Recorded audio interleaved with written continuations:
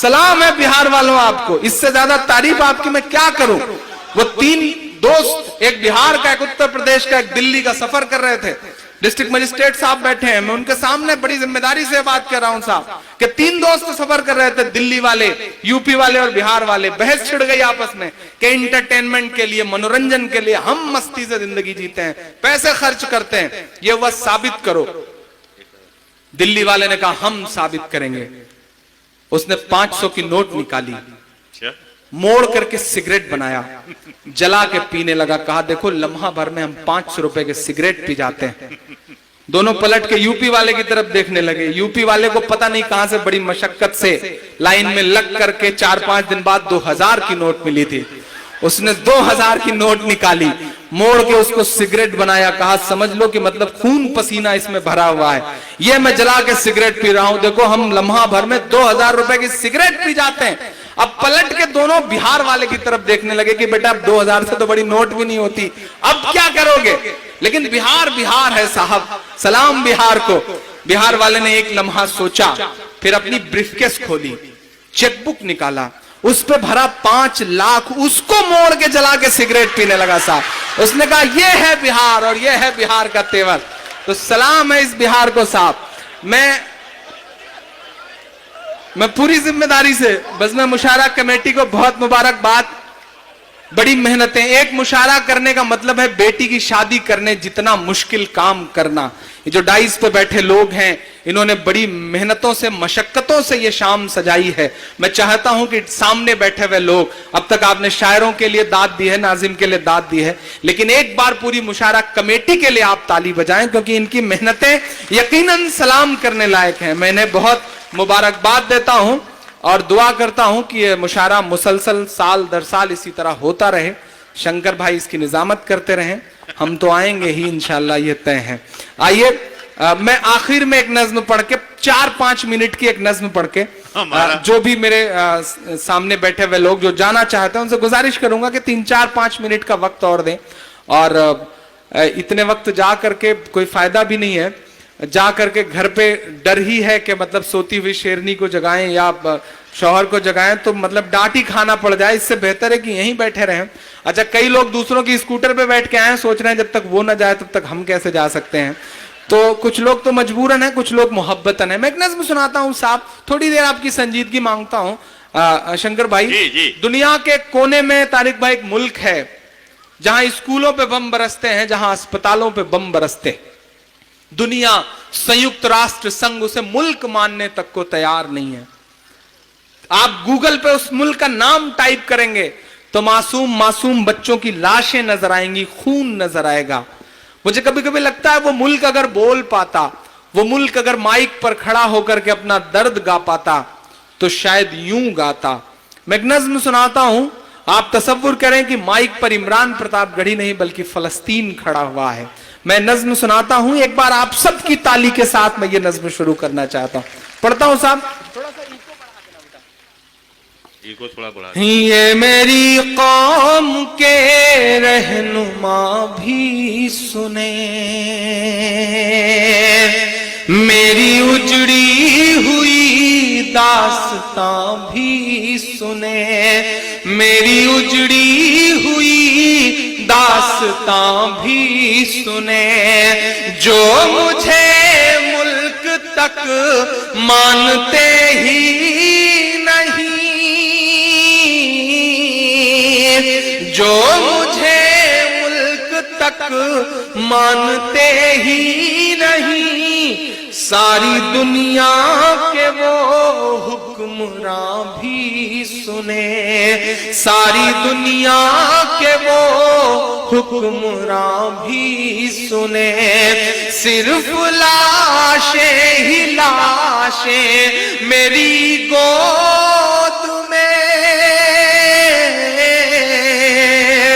صرف لاشیں ہی لاشیں میری گود میں، کوئی پوچھے میں کیوں اتنا غمگین ہوں، میں فلسطین ہوں، میں فلسطین ہوں، میں فلسطین ہوں، میں فلسطین ہوں.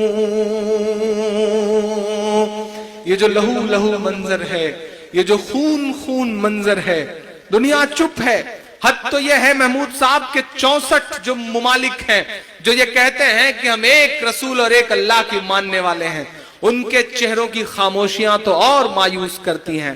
اس بیچ امید کی ایک کرن نظر آئی ہے. میں سیلیوٹ کروں گا کنگ سلمان صاحب کو, سیلیوٹ کروں گا کنگ سلمان صاحب کو. اور سیلیوٹ کرنے کی وجہ بتا رہا ہوں صاحب کہ پچھلے دنوں جب اس دنیا کے سپر پاور کنٹری کا سپر پاور پریسیڈنٹ ریاض جاتا ہے, پروٹوکول فالو کرنے کے لیے کنگ سلمان صاحب انہیں ریسیو کرنے کے لیے ایئرپورٹ پہ کھڑے رہتے ہیں اوباما صاحب کو ریسیو کرنے کے لیے. اوباما صاحب اترتے ہیں, کنگ سلمان صاحب انہیں لے کے چلنے کو ہوتے ہیں ہینڈ شیک کرنے کے بعد کہ یکا ایک وہی لمحہ ہوتا ہے جب اذان گونجتی ہے, اذان کا وقت ہو چکا ہوتا ہے. سلام کنگ سلمان صاحب کو دنیا کی سپر پاور سے انہوں نے کہا کہ اوباما صاحب آپ ٹھہریے, کائنات کی سپر پاور کا بلاوا ہے, پہلے نماز پڑھوں گا اس کے بعد آپ کو لے کر کے چلوں گا. میں سیلیوٹ کروں گا. کچھ ایسی ہی ہمت دکھانے کی ضرورت ہے دنیا کے تمام ملکوں کو, جو چھوٹے چھوٹے ملک ہیں, جو جس طرح سے سپر پاور چاہ رہی ہے اس طرح سے لڑ رہے ہیں. یہ سمجھنا پڑے گا صاحب. میں بند پڑھتا ہوں اور آپ سے دعائیں مانگتا ہوں. میں فلسطین ہوں, میں فلسطین ہوں.